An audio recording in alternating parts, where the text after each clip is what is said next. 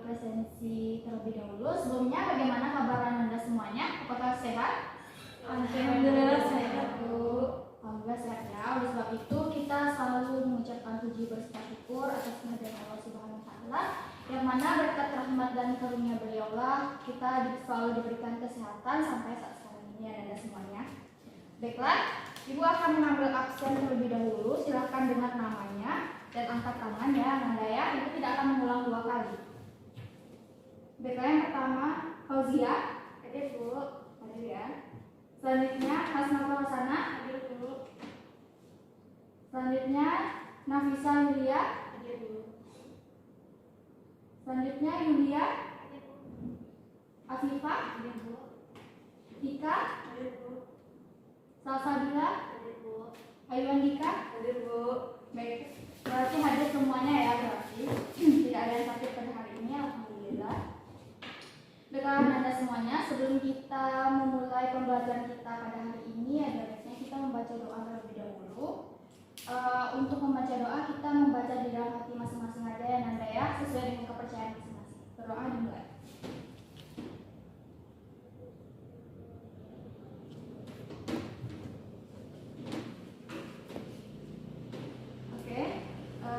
Baiklah Nanda semuanya, sebelum kita memulai pembelajaran kita pada hari ini, silakan Nanda perhatikan lingkungan sekitar Nanda semuanya, apakah sudah bersih atau belum? Kalau ada sampah silakan dipungut, kalau untuk sampah ya Nanda, karena kebersihan itu akan mendukung pembelajaran kita agar lebih efektif lagi ya Nanda semuanya. Dan Ibu ingatkan lagi untuk selalu menjaga protokol kesehatan, karena meskipun kasus COVID di negara kita sudah menurun, tetapi kita harus tetap menjaga protokol kesehatan, tetap selalu menjaga jarak dan selalu mencuci tangan sebelum makan dan protokol kesehatan lainnya. Baiklah Anda semuanya, sebelum kita memulai pembelajaran kita pada hari ini, Ibu ingin bertanya apakah kemarin sudah ada yang belajar untuk hari ini atau ada yang sudah mengulang pembelajaran Ibu kemarin? Sudah ada, Bu. Nah, kalau misalnya sudah, Ibu ingin bertanya kepada Ananda ya untuk menguji ingatan Ananda semuanya. Nah, minggu kemarin kita kan sudah belajar nih tentang metode ilmiah. Nah, siapa yang tahu apa itu metode ilmiah? Oke, siapa yang masih ingat apa itu metode ilmiah? Saya, Bu. Silakan Puji. Metode ilmiah adalah metode sains yang menggunakan langkah-langkah ilmiah dan rasional untuk mengungkapkan permasalahan yang muncul dalam pikiran kita. Oke, betul ya. Metode ilmiah itu merupakan serangkaian cara atau langkah-langkah yang dilakukan oleh para ilmuwan untuk menemukan atau menyelesaikan masalah-masalah yang dihadapinya ya Nanda semuanya. Baiklah, pembelajaran kita hari ini yaitu tentang merancang suatu percobaan ilmiah. Nah, kita akan mempelajari itu pada hari ini. Adapun manfaat dari pembelajaran kita pada hari ini yaitu Anda akan melatih berpikir untuk secara kritis. Selanjutnya yaitu Anda akan mudah dalam melaksanakan percobaan ilmiah karena Anda sudah bisa merancang dari percobaan ilmiah ini. Dan Anda juga akan membentuk karakter, bekerja dengan kelompok masing-masing, yaitu Anda akan membentuk kerjasama yang bagus antara kelompok. Seperti itu ya Anda ya. Selanjutnya yaitu tujuan kita mempelajari pembelajaran ini yaitu Anda bisa menuliskan atau melaksanakan suatu percobaan dengan lancar dan kesalahan-kesalahan yang terjadi biasanya di dalam percobaan itu akan minim terjadi. Seperti itu ya Anda ya. Anda semuanya, sebelum kita masuk pembelajaran kita pada hari ini, Ibu akan menanyakan beberapa pertanyaan kepada Anda semuanya untuk mendukung pembelajaran kita pada hari ini. Yang pertama, Ibu ingin bertanya, tadi sudah dijelaskan oleh Fuji bagaimana apa itu metode ilmiah kan? Nah, sekarang Ibu ingin bertanya, apa saja sih langkah-langkah dari metode ilmiah itu? Siapa yang bisa jawab? Izin, Bu. Silakan Atul. Baik, Bu. Adapun langkah-langkah metode ilmiah yaitu yang pertama merumuskan masalah, yang kedua menemukan hipotesis, yang ketiga menetapkan variabel penelitian, yang keempat menetapkan prosedur kerja, 5 mengumpulkan data, 6 mengolah dan data, 7 membuat kesimpulan, Bu. Sekian dari saya, terima kasih, Bu. Oke, yang disampaikan Natul tadi apakah betul, Ayu? Betul, Bu. Oke, yang disampaikan oleh Natul tadi betul ya Nanda. Jadi dari dalam metode ilmiah itu ada langkah-langkah tertentu. Nah, seperti itu juga dalam kita melakukan percobaan ilmiah. Nah, di dalam melakukan percobaan ilmiah itu kita perlu rancangan dulu sebagai kerangka dasar atau patokan kita dalam melakukan percobaan ilmiah tersebut. Nah, selanjutnya Ibu ingin bertanya, minggu kemarin kita sudah mempelajari yang namanya keselamatan dan keamanan di laboratorium, di mana di saat kita melakukan percobaan ilmiah itu kita akan berhubungan dengan laboratorium. Nah, jadi siapa nih yang masih ingat apa saja keamanan dan keselamatan yang ada di laboratorium? Ya, silakan Lia. Yang pertama yaitu berhati-hati terhadap asam dan basa kuat. Jangan menambah air ke asam atau basa pekat, tetapi kerjakan sebaliknya, yaitu asam ditambahkan ke air melalui dinding lampu. Yang kedua yaitu jika mengambil bahan gas berbahaya, kerjakan di lemari asam dan gunakan sarung tangan pelindung.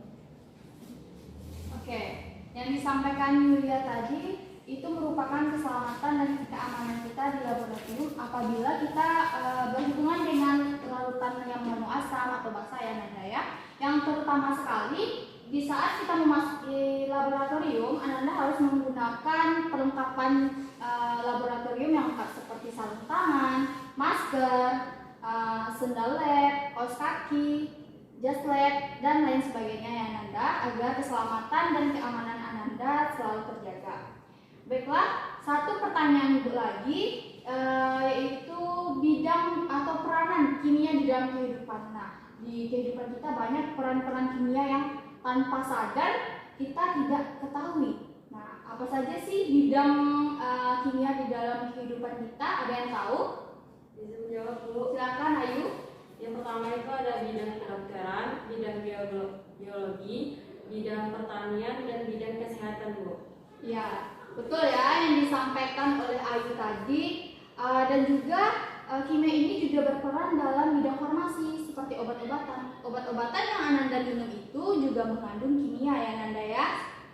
Oke, Ananda semuanya. Sebelumnya apakah Ananda sudah pernah mendengar rancangan percobaan ilmiah?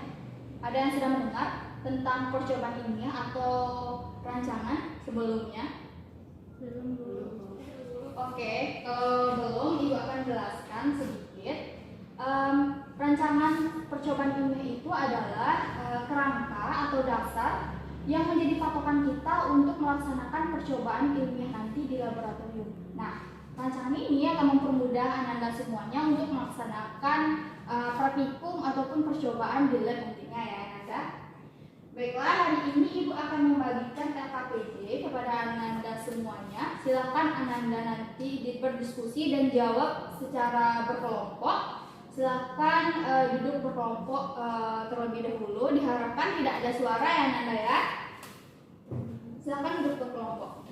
Bukan nih.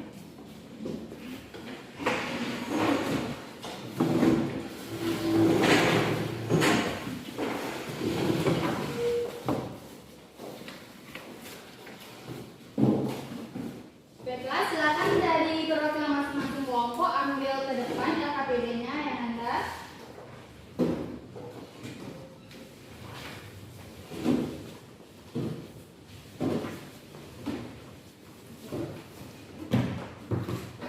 Silakan Ananda kerjakan dan jawab pertanyaan-pertanyaan yang ada di LKPD dengan kelompok masing-masing.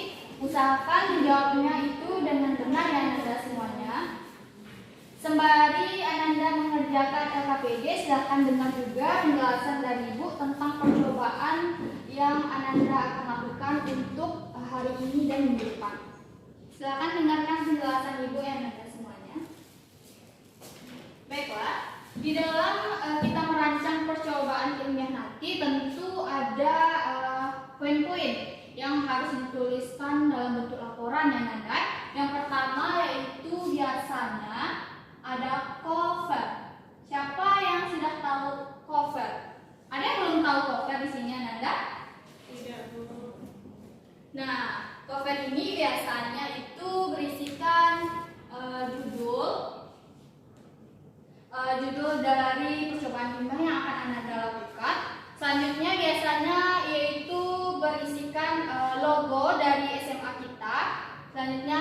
nama kelompok, nama anggota, dan nama guru pembimbing, dan di bawahnya itu ada nama SMA dan tahun ajaran biasanya.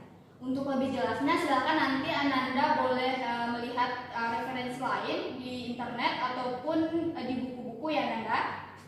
Selanjutnya yang kedua yaitu ada yang namanya tujuan. Nah, Bu, apa sih isi tujuan itu? Nah, tujuan itu bersangkutan ya Ananda dengan judul percobaan ilmiah yang akan Ananda lakukan, di mana tujuan itu berisikan apa yang akan Ananda cari atau masalah apa yang Ananda ingin selesaikan di dalam percobaan ilmiah itu. Nah, yang ketiga yaitu adanya yang namanya waktu dan tempat. Nah, waktu dan tempat ini berisikan jadwal Ananda, yaitu hari, tanggal, tempat Ananda di mana melakukan percobaan ilmiah itu, tentunya di laboratorium ya Ananda. Selanjutnya yaitu ada waktu pengerjaannya, mungkin dari jam 7 sampai jam 9 seperti itu ya Ananda. Selanjutnya ada landasan teori. Nah, landasan teori ini berisikan dasar-dasar atau panduan Ananda untuk melakukan percobaan ilmiah ini. Landasan teori ini bisa Ananda cari atau Ananda lihat di buku-buku referensi di perpustakaan kita, ataupun Ananda bisa melihat di jurnal yang ada di internetnya, sudah terbukti penelitiannya ya Ananda ya. Selanjutnya yang kelima ada alat dan bahan.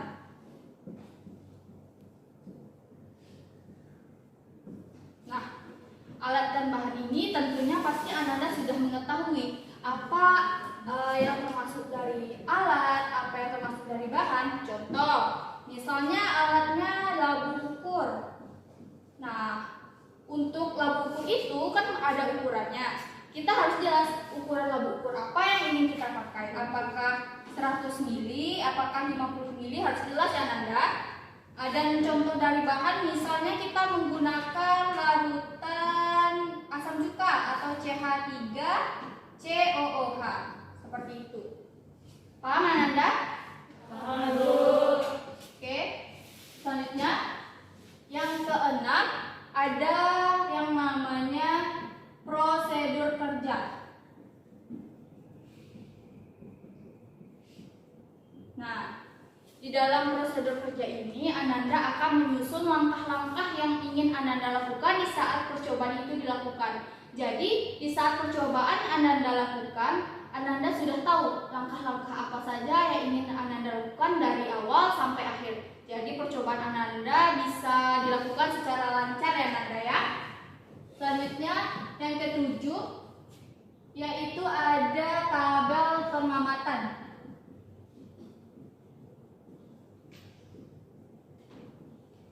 Nah, tabel pengamatan ini berisikan tentang hasil penelitian, hasil pengamatan Ananda dari percobaan ilmiah yang Ananda lakukan.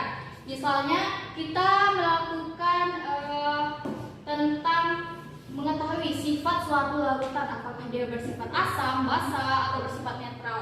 Nah, di dalam tabel itu kita bisa berisikan misalnya tabel pertama isinya larutan. Terus tabel kedua isinya mungkin kita menggunakan kertas lakmus, kita boleh membuat kertas lakmus biru, merah. Nah, nanti ini ada berisi tentang perubahan kertasnya, dan ini bisa jadi tabel sifatnya. Seperti itu ya Nanda ya. Selanjutnya yang ke-8 ada pembahasan. Nah, di pembahasan ini biasanya banyak dari Ananda semuanya yang keliru ya Nanda ya.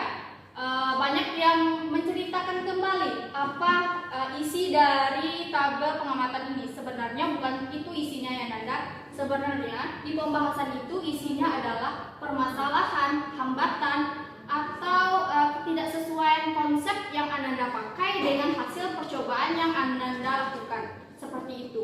Jadi yang dibahas di sini adalah permasalahan yang Ananda hadapi. Seperti itu. Yang ke-9 ada kesimpulan.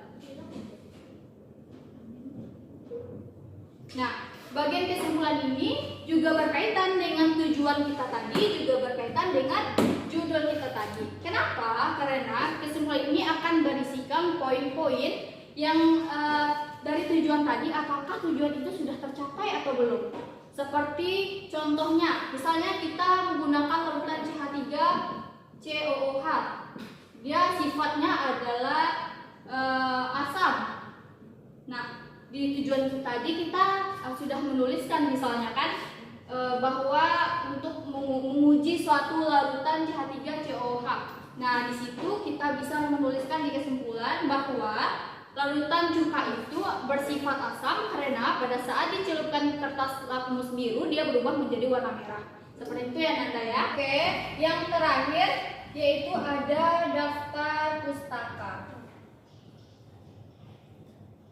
Daftar pustaka ini berisikan di mana Ananda mendapatkan sumber-sumber dari landasan teori tadi.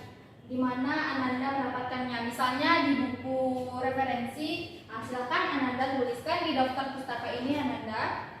Untuk penulisan daftar pustaka ini silahkan Ananda pelajari lagi, bisa di internet ataupun Ananda bisa lihat di belakang buku. Oke Ananda semuanya, dari penjelasan yang telah Ibu sampaikan tadi, apakah dari Ananda semuanya sudah paham atau masih ada yang diragukan lagi Ananda? Paham, Bu. Oke, paham ya. Tapi nanti jika ada keraguan di saat pelaksanaan perencanaannya, silakan bertanya kepada Ibu ya Ananda ya. Oke, silakan Ananda lanjutkan berdiskusi dengan masing-masing kelompok dan langsung diskusikan rancangan metode. Silakan Ananda lanjutkan berdiskusi dengan kelompok masing-masing untuk menjawab dari pertanyaan dari LKPD tadi. Apakah sudah terjawab Ananda? Apakah sudah selesai LKPD-nya? Sudah, Bu. Oke, jika sudah selesai silakan perwakilan masing-masing kelompok kumpulkan ke depan.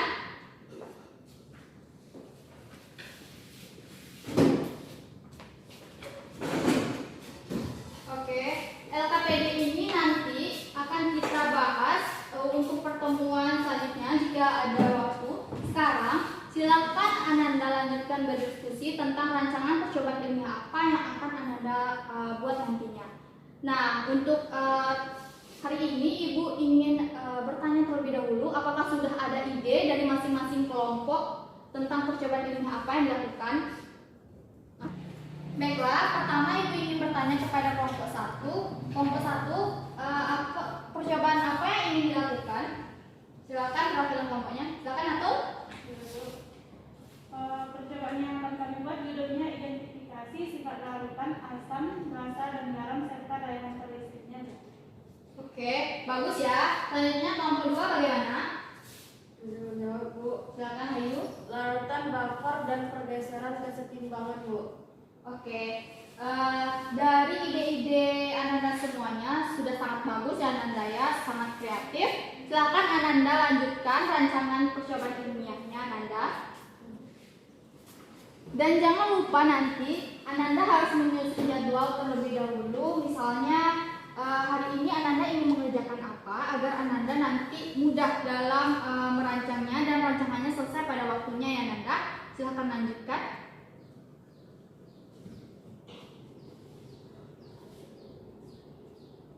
Ada kesulitan? Oke, berarti aman ya. Silakan lanjutkan.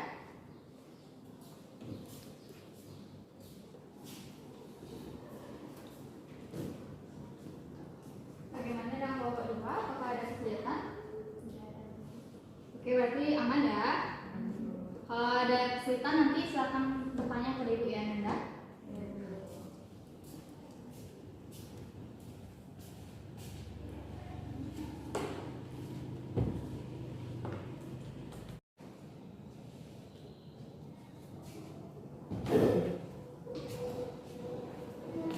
Oke Nanda, apakah laporan yang Ibu suruh kemarin sudah selesai? Sudah, Bu. Oke, hari ini kita akan presentasi Ananda hasil dari diskusi Ananda dalam melakukan perancangan percobaan ilmiah. Nah, silakan untuk kelompok 1 terlebih dahulu. Izin Bu. Ya, silakan Afifah. Baik, judul laporan kami pada kali ini yaitu identifikasi sifat larutan, asam, basa, dan garam serta daya karakteristiknya dengan tujuan praktikum menentukan sifat asam dan basa dari larutan yang akan diuji dalam percobaan. Kemudian menentukan pH larutan dengan menggunakan indikator universal.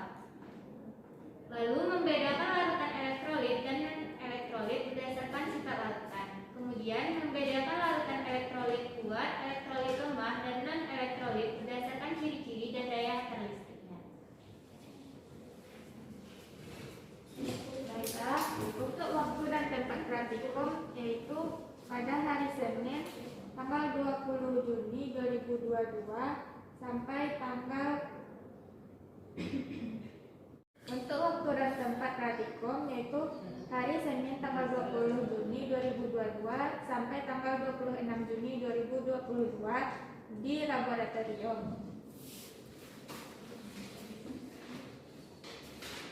Baiklah, selanjutnya untuk kesimpulan dari hasil percobaan. Baiklah, selanjutnya untuk kesimpulan dari hasil percobaan kami. Yang pertama, larutan yang bersifat asam itu seperti air cuka, air aki. Kemudian larutan yang bersifat basa seperti air kapur, obat emah. Kemudian larutan yang bersifat garam seperti NaCl dan NH4Cl. pH larutan dengan indikator universal. pH larutan untuk air aki yaitu 1, untuk air cuka juga 1, untuk air kapur itu 14, untuk obat emah itu 8, kemudian untuk larutan NaCl itu 1 dan NH4Cl juga 1. Berikutnya yang termasuk larutan elektrolit adalah HCl, CH3COH, NaOH, dan lain sebagainya. Kemudian untuk elektrolit kuat seperti HCl, NaOH, NaCl. Kemudian untuk elektrolit lemah seperti CH3COOH. Sekian dari kami, Bu. Terima kasih, Bu. Oke, silakan berikan aplaus kepada kelompok 1. Bagus ya Nanda. Baiklah, selanjutnya silakan dari kelompok 2 untuk menampilkan dari rancangan percobaan ilmiah yang dilakukan.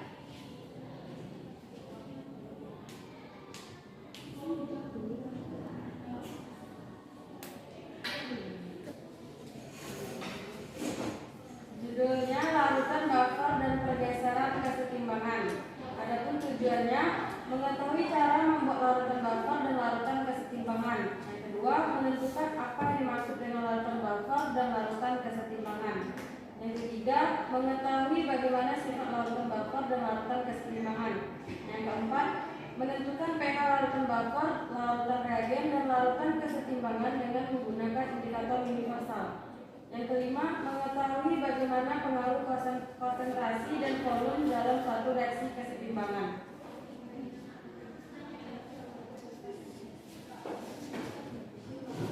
Waktu dan tempat praktikum hari dan tanggal Senin 20 April 20 dan tempat praktikum hari dan tanggal Senin 20 Juli 2022 sampai 26 Juli 2022. Tempat di laboratorium. Yang pertama, membuat buffer sitrat dari basa kuat dan asam sitrat yaitu dari larutan buffer sitrat dan menambahkan asam dan basa kuat yaitu NaOH. Yang kedua, pH dari buffer sitrat yang dibuat dengan mencampurkan asam sitrat dengan basa kuat yaitu mendapatkan pH 3. Yang ketiga, mengetahui bagaimana sifat larutan buffer dan pergeseran kesetimbangan. Yang keempat, menentukan basa pH sitrat, natrium sitrat, dan basa kuat. pH larutan asam sitrat yaitu 1, pH larutan natrium sitrat itu 8, dan pH larutan natrium hidroksida itu 13. Baiklah, pada kelompok 2 juga sangat bagus. Silakan berikan aplaus kepada kelompok 2. Baiklah, Anda semuanya, semua kelompok sudah mempresentasikan hasil rancangan percobaan ilmiahnya. Nah, hasil rancangan percobaan ilmiahnya sudah sangat bagus dan di sini Ibu lihat Anda sudah mulai paham bagaimana cara merancang percobaan ilmiah yang baik. Nah, di sini ada beberapa poin yang ingin Ibu